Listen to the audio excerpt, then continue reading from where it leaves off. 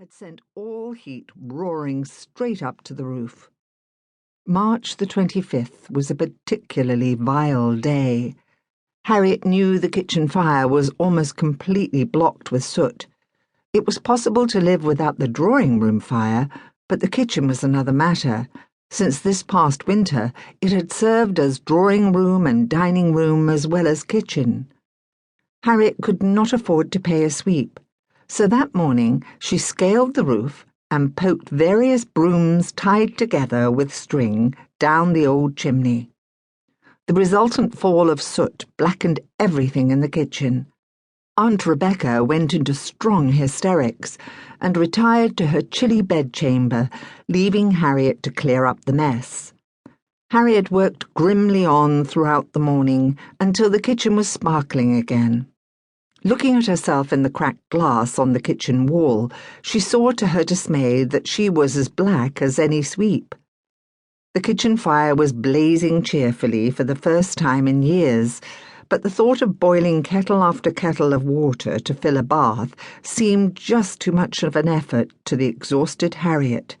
Besides, Aunt Rebecca would be horrified at the very idea of anyone taking a full bath for anything other than medicinal purposes. Harriet stared moodily at her soot-streaked face in the glass. Clear, grey, heavy-lashed eyes stared back. Her black hair, dull black now with soot, hung in heavy, tangled masses almost to her waist. She felt gritty and filthy all over. She trailed out to the pump in the yard and began to pump water energetically into a leather bucket. Then an idea came to her. There was no one for miles around, and Aunt Rebecca would not quit her room until she was sure the kitchen was clean. Why not strip everything off and scrub down under the pump? It would only take a few freezing minutes, and then she could run indoors and rub herself dry in front of the kitchen fire. She went back into the house and into the small maid's room at the back of the kitchen, where she slept, the large bedrooms on the upper floors being too vast to heat.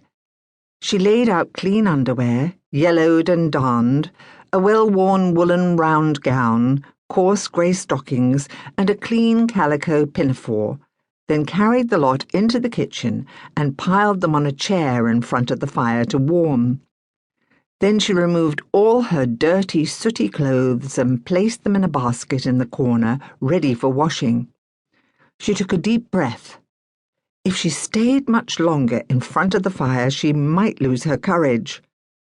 Stark naked, clutching a bar of cheap laundry soap, she ran out of the kitchen and into the yard, seized the pump handle, and let out a yell as the first flood of icy water struck her bare skin.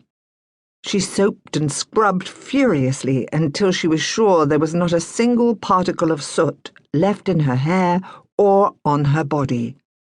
It was when she was turning away from the pump to make her dash back to the kitchen that she realized there was a man on horseback watching her. Frozen to the spot, not with the cold, but with shock, she stared up at him.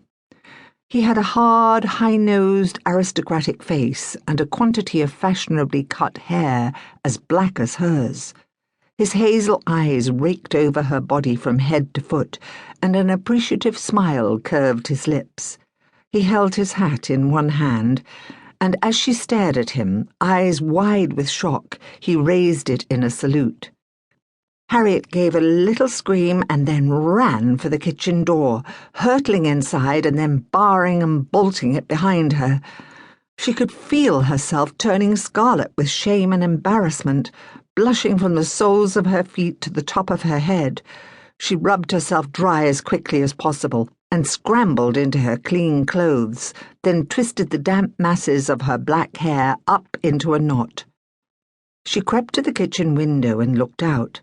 There was no sign of the stranger. She had not heard him ride off, but the thick, shaggy grass was wet and spongy and had probably muffled the sounds of his departure. There were shuffling, coughing sounds that heralded the approach of Aunt Rebecca. Harriet decided to tell her nothing about the visit of the strange man. Aunt would